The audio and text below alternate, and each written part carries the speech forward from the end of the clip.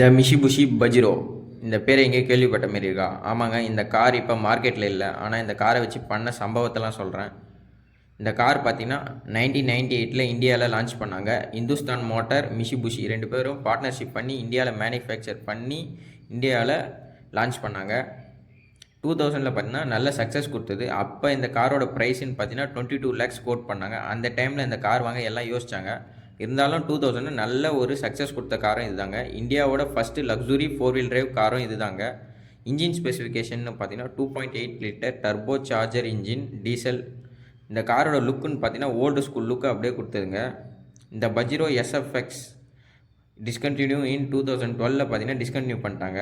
2012 பார்த்தீங்கன்னா பஜிரோ ஸ்போர்ட்ன்ற மாடலுக்கு இறக்குனாங்க. அது பார்த்தீங்கன்னா ஒரு நல்ல ரீச்சையும் கொடுத்தது. ஆனால் இந்த கார் அளவுக்கு இல்லைனாலும் இதோட இன்ஜின் ஸ்பெசிஃபிகேஷன் பார்த்தீங்கன்னா 2.5 litre diesel engine 4 wheel drive.